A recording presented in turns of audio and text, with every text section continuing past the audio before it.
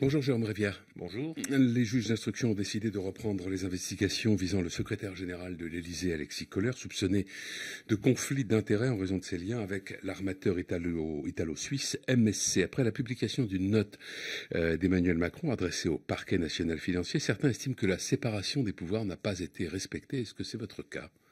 Écoutez, je pense qu'effectivement, la séparation des pouvoirs n'a pas été respectée, mais plus grave que cela, on peut constater aujourd'hui que nous ne vivons plus dans une démocratie complète. Un certain nombre d'éléments d'une démocratie sont effectivement présents. On peut aller voter au suffrage universel, secret qui est respecté. Mais derrière, l'un des éléments essentiels d'une démocratie, c'est la séparation des pouvoirs entre l'exécutif, c'est-à-dire le président et le gouvernement, le législatif, ceux qui font la loi, et le judiciaire. Or, aujourd'hui, on voit à travers 3 exemples très concrets, vous le citiez à l'instant, l'affaire Kohler, où le président de la République a pris la liberté d'écrire et de donner une instruction au parquet, donc de donner son avis, son opinion, lui, chef de l'exécutif, au système judiciaire.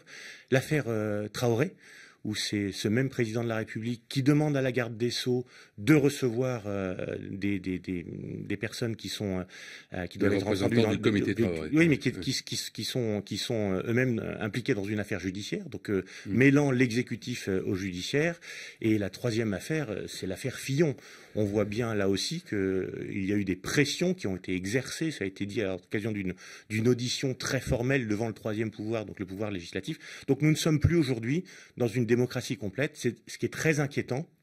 Et ce qui explique aujourd'hui les très nombreuses dérives qu'on peut constater dans nos sociétés et le fait que cet État s'effondre. L'État Macron, c'est l'achèvement de l'effondrement de la France. Et je crois que c'est effectivement très très grave. Et j'espère que nous irons au bout de l'investigation concernant cette affaire Kohler et ces 3 autres affaires, parce qu'il est important de rétablir l'ensemble du système démocratique en France. À propos de l'affaire Fillon, justement, donc François Fillon a demandé la réouverture de son procès après les déclarations d'Éliane Houlette, l'ex-procureur national financier, qui a reconnu avoir subi des pressions du parquet. Quelles conséquences pourraient avoir, selon vous, ces nouveaux développements ? Je vous le dis de mettre à jour le fait que depuis maintenant quelques années, l'exécutif instrumentalise la justice. Vous savez, je vais vous donner conséquences politiques. Et si les conséquences politiques, elles sont qu'à un moment les Français en prennent conscience. Quand c'est nous, le Rassemblement national, qui sommes victimes de ce genre de choses, je vous rappellerai qu'il y a la semaine dernière, nous avons obtenu un jugement extrêmement favorable qui exonérait le Rassemblement national des accusations d'escroquerie. Le parquet, dans 48 heures, a fait appel, ce qui est une réponse extrêmement rapide qui correspond à une utilisation politique de la justice. Quand nous le disons, parce que nous sommes le Rassemblement national, parce que les commentaires autour de nous sont dire de toute façon vous avez une odeur de soufre, c'est pas grave. Avec François Fillon, dès le départ, nous avons indiqué que cette affaire nous paraissait effectivement extrêmement politique. Peut-être que je pense que les Français vont se rendre compte à quel point l'exécutif, dont le soutien se rétrécit tous les jours, manipule, utilise la justice à des fins totalement partisanes. C'est un réveil que j'espère de cette affaire. La statue de Colbert a été vandalisée par la brigade anti-négrophobie. Des militants du mouvement Extinction Rebellion ont aspergé de faux sang la façade du ministère de l'Intérieur. Les syndicats de policiers sont très remontés plutôt contre la fresque en hommage à George Floyd et Adama Traoré sur un mur de la ville de Stein, en Seine-Saint-Denis.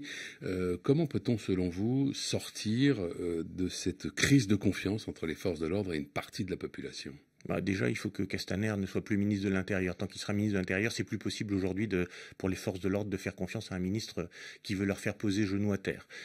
C'est la première chose. Deuxième commentaire, c'est dire tout le respect que l'on doit aux forces de l'ordre. Quand il y a effectivement un devoir de leur part d'être exemplaires et de faire appliquer la loi correctement, on a un devoir de respect. Les Français ont un devoir de respect vis-à-vis de ces gens qui assurent leur sécurité quotidienne. Je pense que ça, il faut le rappeler.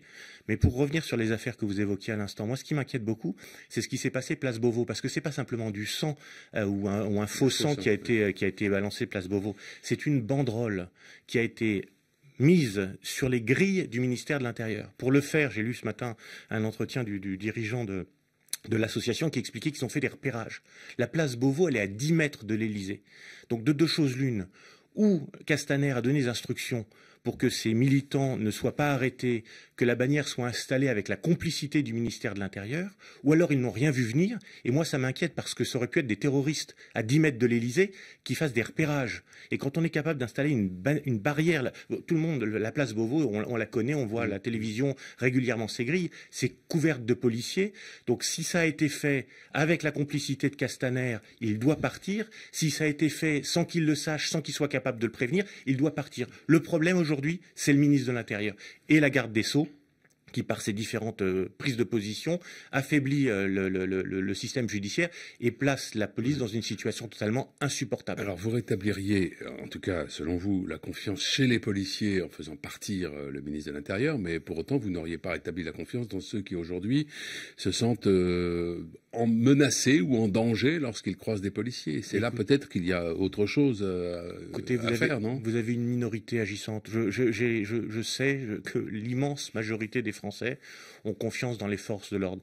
Qu'il y ait des bavures individuelles, c'est le cas dans toute profession, toute activité. Il y a des cons partout. Il y en a chez les policiers, comme chez les politiques. Quand c'est un plâtrier, c'est moins grave que quand c'est un pas policier. Nécessairement, non, pas nécessairement. Je suis désolé. Il y a une obligation, je vous l'ai dit, d'exemplarité. Et donc les sanctions doivent être prises lorsque des cas individuels nous placent ces policiers dans des situations où on voit bien qu'ils ont commis quelque chose qui était contraire à la loi. Mais derrière, on a un devoir, encore, je vous le dis, de respect de ces gens qui assurent notre sécurité. Et les Français ont confiance dans les forces de l'ordre. On voit bien d'ailleurs comment les choses vont malheureusement tourner quand, sous une forme de mouvement de protestation aujourd'hui, les arrestations cessent. Nous allons avoir un pic de délinquance que l'on constatera malheureusement parce que c'est statistique dans quelques mois, mais le pic de délinquance, le pic de criminalité qu'on va connaître est extrêmement inquiétant. Comment analyse-t-on le sondage qui donne Marine Le Pen et Emmanuel Macron au second tour de la présidentielle en 2022, sondage sorti en début de semaine, et avec une victoire d'Emmanuel Macron à 55% devant Marine Le Pen à 45%. Écoutez, moi j'y vois d'abord un élément extrêmement positif, c'est le sondage est sur, on nous présente c'est des intentions de vote, donc c'est un indicateur. Mais d'abord on voit qu'il y a énormément de Français qui déclarent vouloir voter pour Marine Le Pen dès le premier tour, 28%, et ensuite 45% qui se disent prêts à voter pour elle au second tour. Donc pour moi c'est la démonstration que le plafond de verre, le fameux plafond de verre dont on entend parler régulièrement, n'existe pas. Il y a bien une volonté des Français de vouloir voter pour elle. Et je pense que tout cela, parce que déjà au mois de décembre, il y avait le même sondage qui était sorti dans des termes à peu près identiques. Ça conforte le fait que nous avons aujourd'hui raison sur le changement de paradigme. Aujourd'hui, c'est plus un combat droite-gauche, mais un combat entre ceux qui pensent que c'est la nation française qui peut apporter une solution et ceux qui pensent que c'est le mondialisme européiste qui est la solution. Merci Jérôme Rivière. Merci à vous.